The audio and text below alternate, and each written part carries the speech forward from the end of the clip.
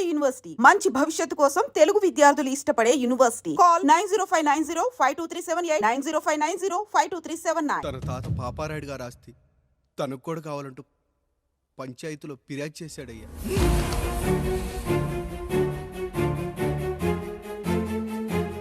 మస్తా గారు ఆ దస్తావేజులు ఇవ్వండి. అయ్యా మరి మా సంగతి ఏంటి? అడగరేంటి?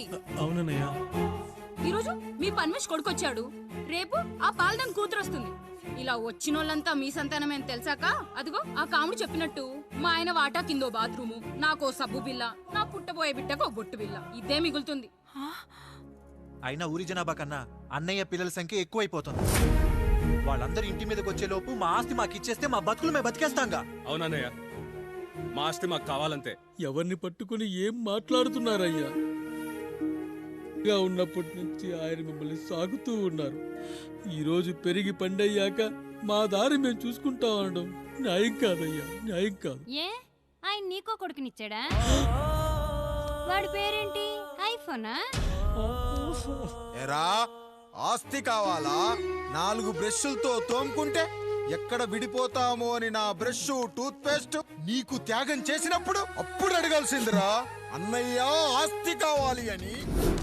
ఎరా నేను వాడిపారేసిన లంగోటాలు మార్చి మార్చి చొక్కాలు చేతిగుడ్డలుగా వాడారే, అప్పుడు అడగాల్సిందిరా అన్నయ్య ఆస్తి పంచు అని.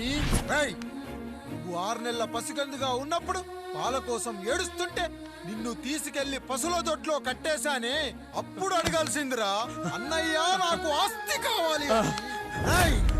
మా తండ్రి గారు పాపారాయుడు పోలికలు నాకు, నా పోలికలు ఆండ్రాయిడ్కి. అసలు మా కుటుంబంలో ఏ పోలికలు లేని మీకు ఎందుకు ఇవ్వాలరా ఆస్తి? ఆస్తి లేదు, గీస్తి లేదు, get out, get out, get out, get out, get out అని నేను అనొచ్చు, కానీ అనగలనట్రా? అనలేను. ఎందుకంటే మీరంతా నా తమ్ముళ్ళు, నా చెల్లెళ్ళు. రక్తం తాగిన దోమ కూడా వెళ్ళేటప్పుడు కృతజ్ఞతగా ఏ మలేరియానో టైఫాయిడో వదిలి వెళ్తుంది. కానీ రక్తం పంచుకొని పుట్టిన మీరు ఈ అన్నయ్య కోసం ఆస్తి కూడా వదల్లేకపోతున్నారు కదరా. గుమస్తా గారు, నా యావదాస్తి నా తమ్ముళ్లకు చెల్లెళ్లకు వాళ్ళ పేర్ల మీద రాయండి. నాకు చిల్లి గవ్వ కూడా అక్కర్లేదు. ఇక ఈ ఇంటికి నాకు ఎటువంటి సంబంధం లేదు. లక్ష్మి, సావిత్రి, మీ చీరలు విప్పేయండి. ఇక్కడికి వచ్చేటప్పుడు ఏ చీరలు కట్టుకున్నారో వెళ్ళేటప్పుడు కూడా అదే చీరలు కట్టుకోండి. వెళ్ళిపోదాం. దస్తావేజులు తీసుకురండి.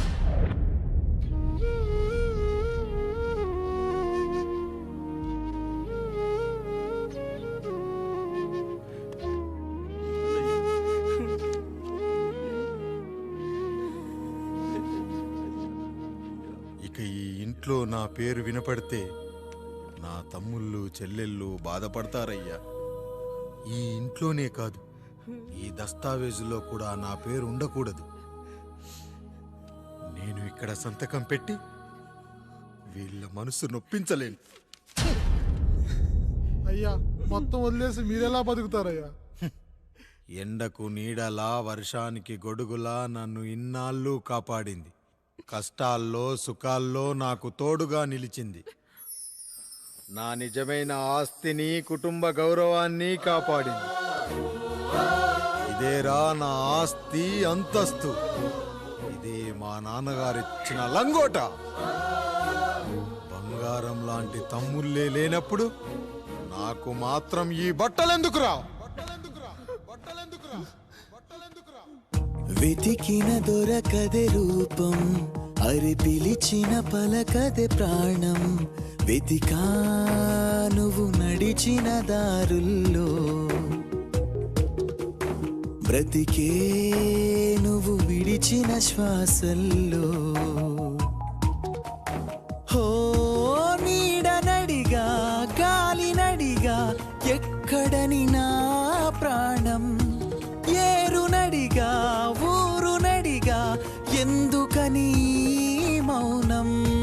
బాధనను విడువనని తడిమినది వెంట వెంటపడి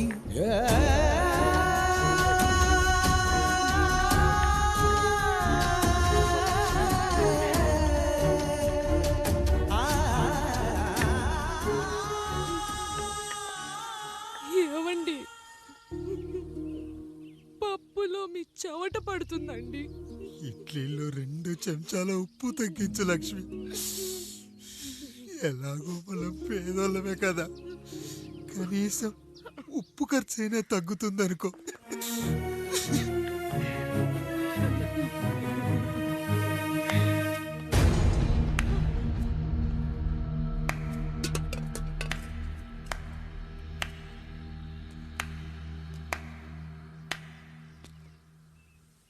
పప్పు రుబ్బుతున్నావా పెదరాయుడు?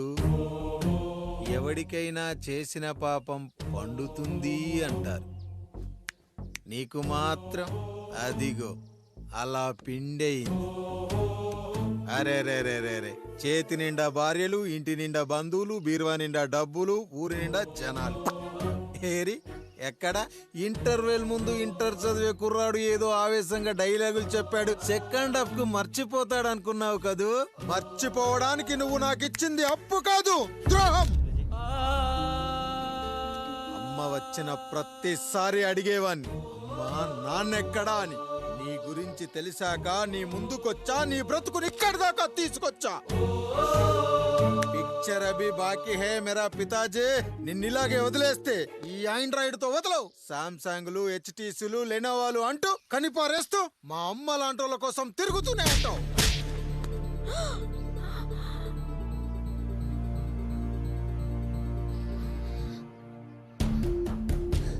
అమ్మా అమ్మా ఛీ, నన్ను అలా పిలవకురా.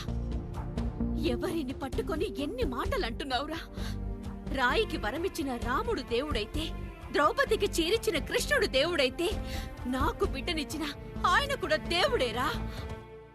ఏంటి ఇలానే వదిలేస్తే బిడ్డల్ని కంటూ వెళ్తాడా? అసలు ఆయన కంటూ సొంతంగా ఒక్క బిడ్డ కూడా లేడు.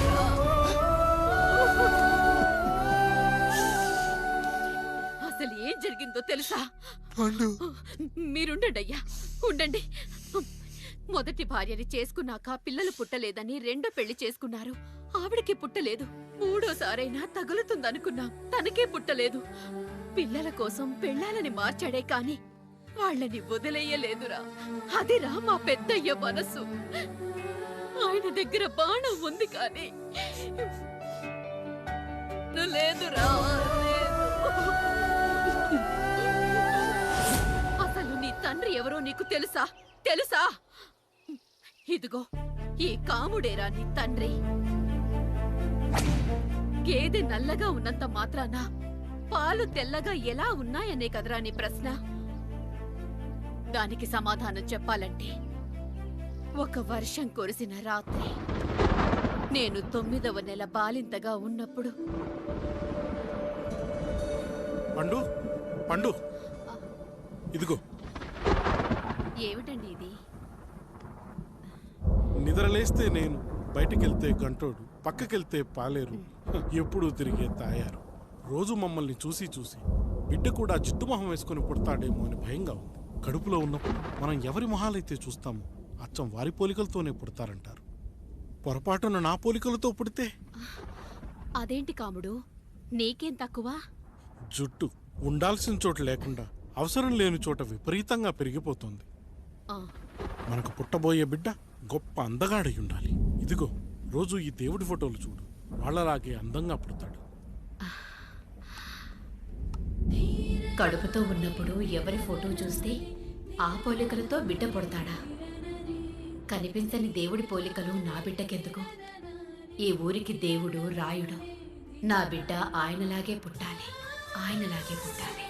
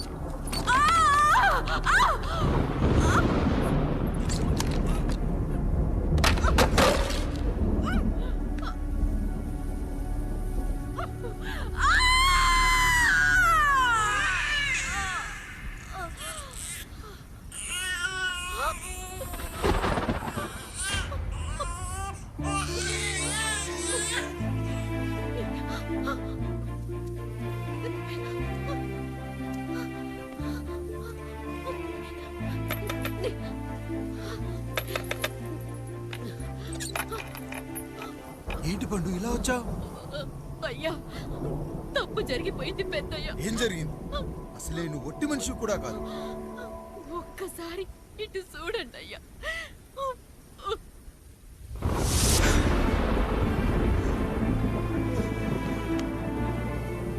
వీడేంటి అచ్చం నాలా ఉన్నాడు? అసలేంటి? ఎందుకు ఇలా జరిగింది?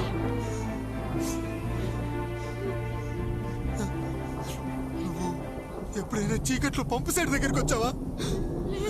మరి అమలాపురంలో శివాలయం దగ్గర రత్నాలు నీకేమైనా అమ్మవుతుందా? పిఠాపురంలో పద్మం, రామాపురంలో లక్ష్మి, కాకినాడలో సుజాత.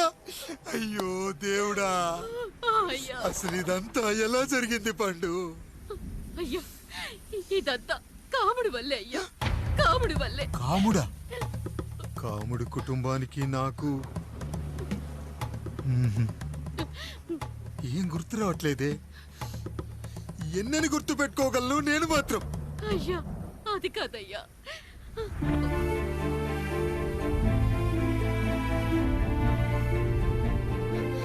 అలా రోజు మీ ఫోటో చూసి చూసి అచ్చం మీలాగే పుట్టాడు. అయ్యో, నా పోలికతో బిడ్డ కావాలనుకోవడం ఏంటి పండు? నువ్విలా చేయడం ఏంటి పండు? పోలికల కోసం ఫోటోలు ఎందుకు చూసావు పండు? అందుకే కదయ్యా ముందు ఆ డైలాగ్ చెప్పాను, తప్పు జరిగిందని. ఇప్పుడు ఏం చెయ్యాలయ్యా? స్వచ్ఛమైన మన ప్రేమను ఈ పాడులోకం అర్థం చేసుకోదు. కనీసం మీ ఇద్దరి జీవితం బాగున్నా ఆనందపడేవాని. వీణ్ణి ఇక్కడ ఉంచొద్దు పండు, బయటికి పంపించు. బయటికి పంపించి బాగా చదివించు, గొప్పవాణ్ణి చెయ్యి. వీడికి అయ్యే ఖర్చంతా నేనే భరిస్తా. అవసరమైతే ఆ డబ్బు కాముడి జీతంలో వచ్చేద్దాం. అయ్యా వెళ్లే ముందు వీడికొక పేరు పెట్టండి అయ్యా. వీడు ఇంకో రాయుడు, అంటే ఇంగ్లీష్ లో అండ్ రాయుడు, అండ్ రాయుడు.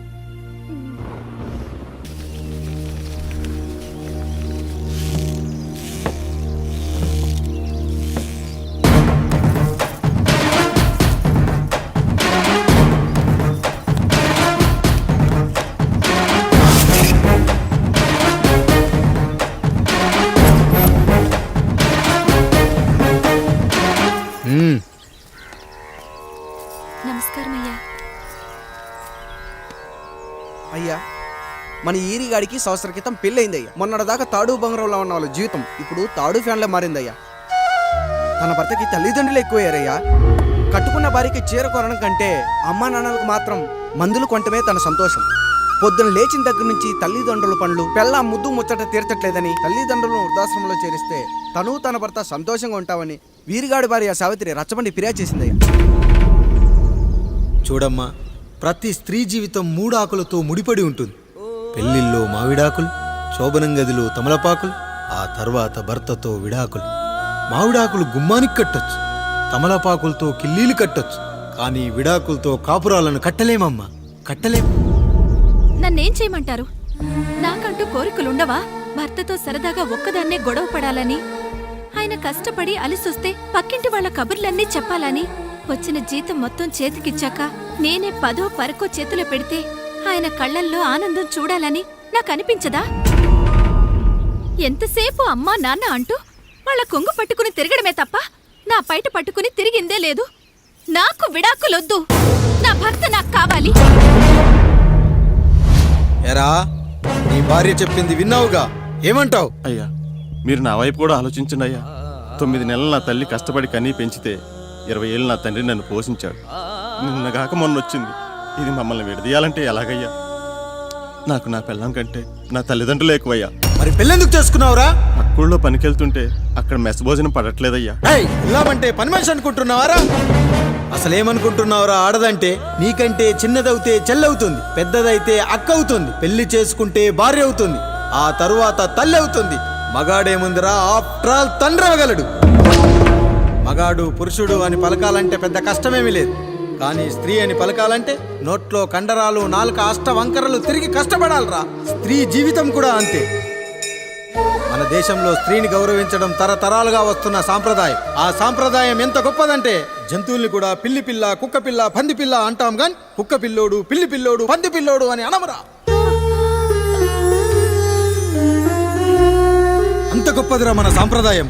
మీరు ఎన్నైనా చెప్పండి, దాన్ని ఏలుకోవటం నా వల్ల కాదయ్యా.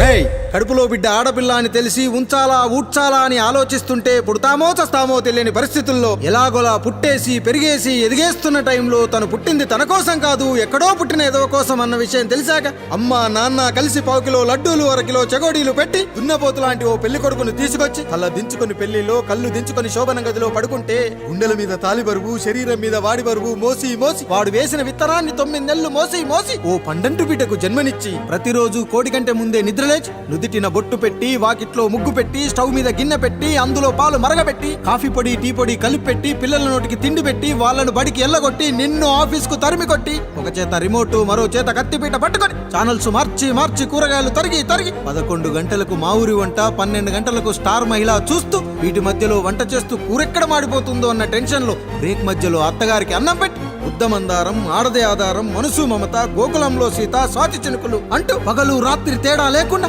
సీరియల్లో సమస్యల్ని తన సమస్యలుగా భావించి బరువెక్కిన గుండెతో అలిసొచ్చిన భర్తకు గుప్పెడంత మాడిపోయిన ఉప్మా పెట్టి అప్పుడు తిని పడుకుంటుందిరా. అదిరా ఆడదంటే. అలాంటి నీ భార్యను వదిలేస్తానంటావా? Bloody fool!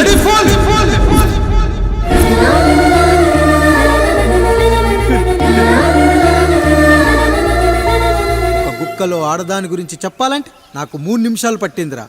3 ముళ్ళేసిన నీకు ఆడదాని గురించి తెలియాలంటే ఎన్ని జన్మలెత్తాలరా? అయ్యా అయ్యా, నా తప్పు నేను తెలుసుకున్నానయ్యా. నా తల్లిదండ్రులు నేను వదిలేస్తానయ్యా. నా పిల్లల్ని నాకు ఇప్పించున్నయ్యా. నువ్వు తప్పు మీద తప్పు చేస్తున్నావు. నీ భార్యను తిరిగి ఏలుకోవడానికి నీకు హక్కు లేదు. ఈ రాయుడు తీర్పిస్తున్నాడు. ఈ ఈరిగాడు మాత్రం తమ తల్లిదండ్రులతో ఉండాలి, కానీ ఈవిడకు మాత్రం భర్త కావాలి. ఈమెకు అభ్యంతరం లేకపోతే నేను పెళ్లి చేసుకుంటాను.